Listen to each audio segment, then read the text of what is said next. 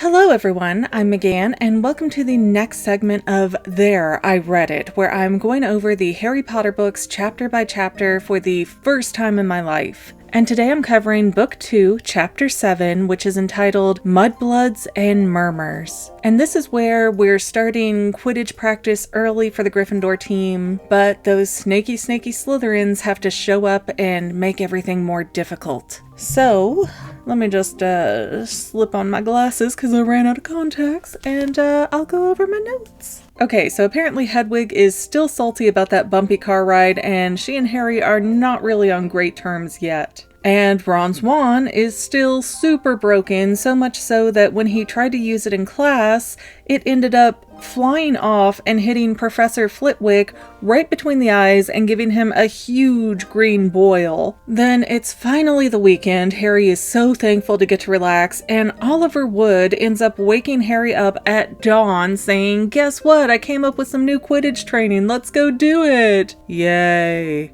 And Colin Creevey is still around. He is showing up everywhere that Harry is, and he's like a super fanboy. He just loves Harry, and he's so excited to be around him and to learn everything he can from him. And they actually use Colin as a way to seamlessly reintroduce like what Quidditch is and what the rules are. It was a very clever way to do it because Colin, being a first year and being from, the normal world like Harry was, he has no clue what's going on. So when he's telling Harry that he doesn't really understand the rules for Quidditch, Harry starts explaining them to him. And it's a really smart way to recover everything by bringing in this outsider who knows nothing, because then all this stuff can get explained without it just seeming like, oh, we're retelling this for the benefit of the reader and it's kind of lazy writing. But Colin being in Harry's position from last year, it really makes it much more of a smooth transition to re-explain so many things. And of course, it's all things that people who read the first book know, but maybe you didn't read it, or maybe it's been a few years and you're kind of fuzzy on things.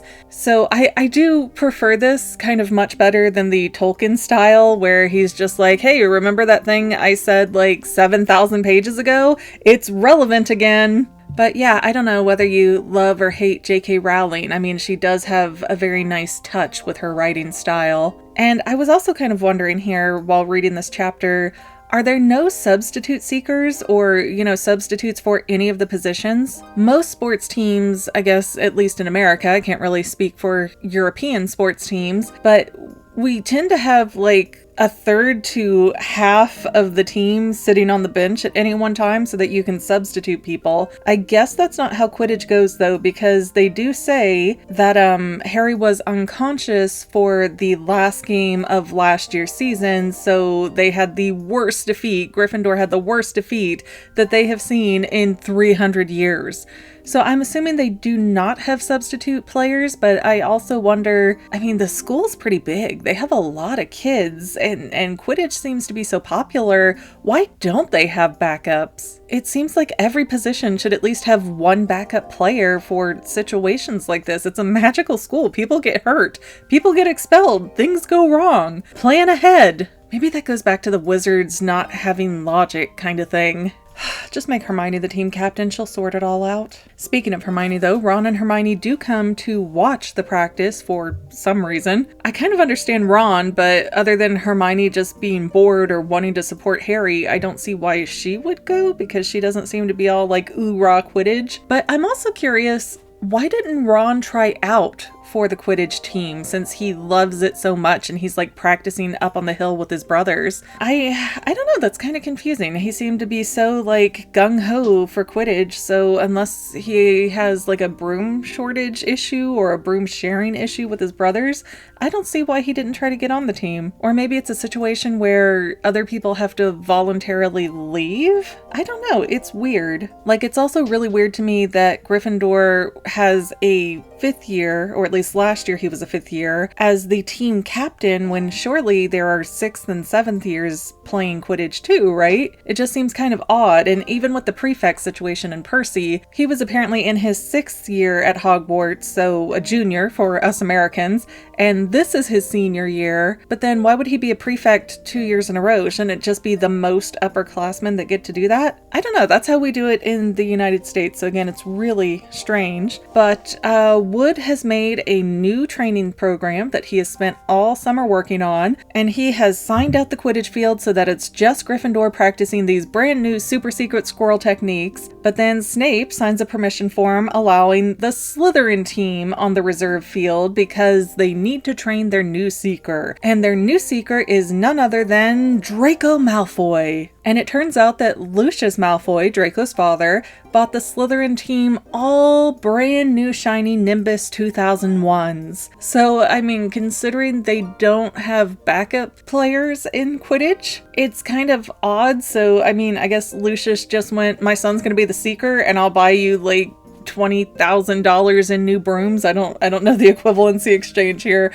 but I assume it's a lot if the whole team got new brooms and Malfoy got on the team because of it. And the comment is made by the Slytherin team captain, and shoot, I didn't write down his name, but I think it was Flint. But he says that the Nimbus 2001 is much better than the 2000, and the clean sweep 5s that Fred and George use are just going to be pathetic against it. And that leads me to another curious moment here. I mean, this is all a situation of the Malfoys throwing their wealth around, but Harry has money too.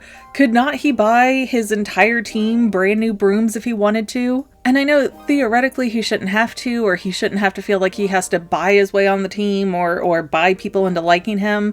But it's just, it seems really odd that several times now in this book, money is an issue for other people surrounding Harry, and Harry just puts his head down when he has plenty to spare. You know, he could say, oh, you know, maybe I could help chip in and make this happen. And I don't know, maybe he doesn't want people like running to him for money or pretending to be his friend when they don't really like him. But they keep fixating on how much gold that Harry has to his name. So I don't see why, you know, he's just sort of so smoggy and hoardy with it, and he doesn't want to share at all. Anyways, though, the Slytherin and the Gryffindor team are kind of getting into it, and Ron and Hermione march over, and Hermione has one of those slick comebacks to throw out at Draco.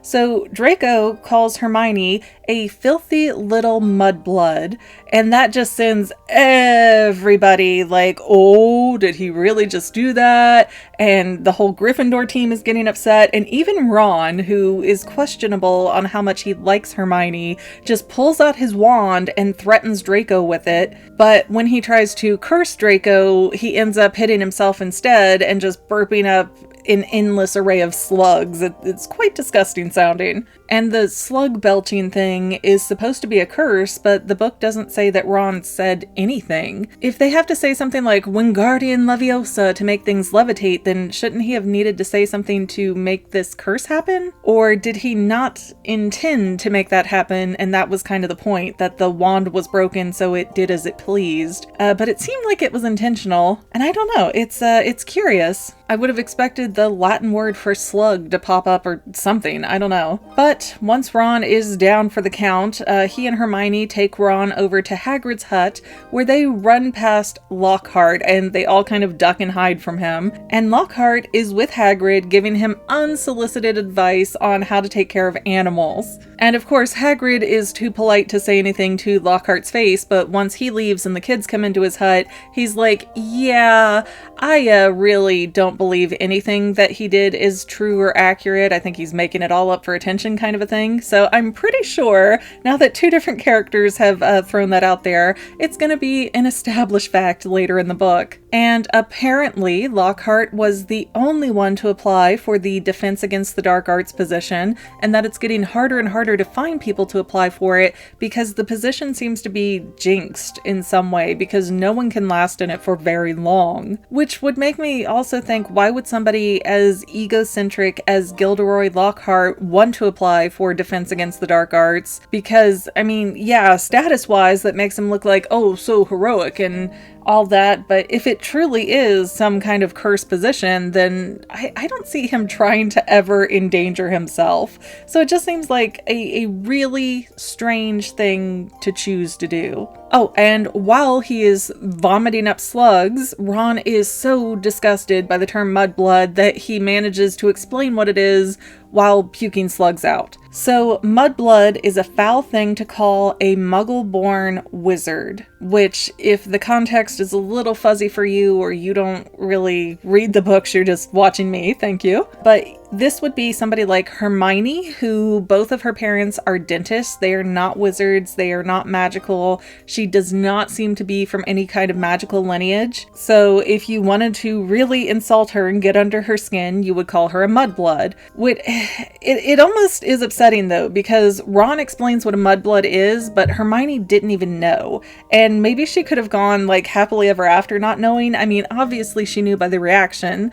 that it wasn't a good or nice thing to say, but did she really need the nitty-gritty details? I mean, I guess that's for our sake because Hermione is also an outsider, so that gives a reason for that word to be explained. But then again, Harry didn't know what it meant either, so I don't know. I don't know if explaining it to Hermione does more damage than good for her self-esteem. I worry about her. And Ron also says, which is kind of a curious thing to say, if we hadn't married muggles, we'd have died out. And that's referring to all the wizards and trying to have this idea of purebred wizards who are from two wizard parents, and how that's not really possible or feasible because they would have, eventually narrowed down that gene pool until there was nobody left to breed with. We'd end up having cousins with cousins and sisters with brothers. It would get very Game of Thronesy pretty quick. And Hagrid does mention in passing that Ginny was searching around his house, and he thinks it was because she wanted to accidentally stumble into Harry. But it's time to leave Hagrid. The kids are starving. Ron is still kind of belching up slugs, but it's really tapering off. It's not as crazy as it was. And McGonagall shows up and says, "Ron, your detention is going to be with Mr. Filch to polish silver in the trophy room, and you can't use magic. And Harry, you get to go with Gilderoy Lockhart and answer his fan mail," which is probably the best/worst punishment Harry could get. And I wonder if Lockhart asked for him to serve that detention duty answering fan mail because of what Hagrid said. Because Hagrid, I guess, was getting irritated with Lockhart, and he told this narcissistic maniac that, well, Harry's more famous than he'll ever be. And I wonder if that just kind of set Lockhart off, so he was like, I'm gonna have Potter answer my fan mail so he can see who the alpha dog is. I feel like that would be in line with his personality, but I don't know how long ago he requested said detention. But while Harry is answering fan mail and the time is just trudging on, he suddenly hears a voice that Lockhart doesn't hear, and the voice says, "Come to me. Let me rip you. Let me tear you. Let me kill you." So I have an inkling that we have gotten our first little hint of where Voldemort's going to come in for this book, which honestly I was starting to forget that he was a character because so many other things are going on. But yes, this was a pretty interesting chapter. I think we've gotten a lot of different things going on. We've gotten some more insight into the wizarding world. We've gotten some more insight for how some of these teachers are behaviorally. And I do like knowing what I know with how the movies work out and assuming that the books work out in at least a similar fashion. I was kind of happy to see that Ron has his father's sense of I love muggles, and he was very defensive of Hermione and of wizard muggle relationships and things like that. Like it wasn't beneath him for, oh gosh, I don't think biracial would be the right word, but bi-magical?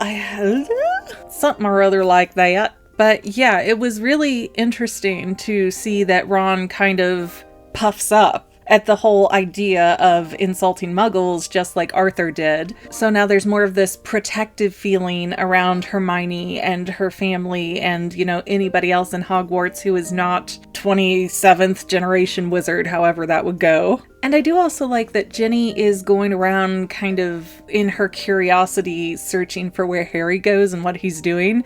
It's a bit of a stalkery vibe. Like if she were older than him or his same age, I don't think it would play off the same way. But being younger than him and kind of, or at least how I envision her, I suppose, is just this smaller, cutesy, sweet, almost like a kindergartner when you go to an elementary school. You see the 5th graders and they're all like, whoa, giant kids about to hit puberty. And then you see the little baby kindergartners with their backpacks and it's like, oh, look how sweet. I don't know why, but that's kind of how I see Ginny, is like this cute little baby running around in this magical minefield. But it does show that she's getting a little bit more ballsy in how she likes Harry. Like, she's not going to come out and be like, oh, I want to be your friend, or oh, I like you. But she's kind of trying to position herself to be better noticed by Harry, and in a way that's not going to annoy him like poor Colin Creevey, which, may I say, that kid has done nothing wrong. He looks up to Harry, he respects Harry, he is just so enthralled with everything that Harry is, and it kind of annoys me how annoyed Harry is with this kid. Like, he's sweet, he's excited to be there, he's excited just to know you, and you just saying hi to him several times a day makes his day. And is it annoying for an older kid to have to deal with a younger kid? I mean, yeah, I can see that. But Harry's also this kid who has always complained that, oh, I've never had friends. Oh, I've always been alone. Nobody likes me. I don't get along with anybody. And now here are people just like clamoring to get to know him. And he's just kind of like, ugh. So I have to say, I have liked Harry better in this book than I did in the first book. But he is still not my favorite by leaps and bounds. Like, I just see so much arrogance in him, even when he's trying to pretend he doesn't have any. But those are just my thoughts, and I guess we will call this a day and leave you guys to wait for the next chapter. Anyways, thank you guys for watching, and we'll see you next time. Bye! Well, family members, we're almost done, but I want to invite you to hang out with me in some other places. I'm on Twitter and Instagram as my own personal self, and I have a Facebook page too, but I mostly just post photos over there. And sometimes people say, hey McGann, I want to mail you something. How do I do that? Easy. Just click the About tab on my channel page, and my most current P.O. Box info will be right there. I also run another channel, The Family. It's really a hodgepodge channel where we might post anything. Oh yeah, and I also sell shirts and stickers and stuff with the Family and the Fangirl logos. If that is your cup of tea, I have a link in every description of every video. Finally, if you want to help out the Fangirl channel and make sure I'm putting out video essays for years to come, the best way you can help is by subscribing and watching more of my videos, whether they're new, old, whatever. Maybe even share one or two on social media, help spread the word. People who watch to the end of videos, like you, helps to tell the site, hey, this is a good video, we should recommend it to other people. So if you made it this far, leave me a comment of something like, hey, I made it to the end. Love ya. See you next time, family members. Bye.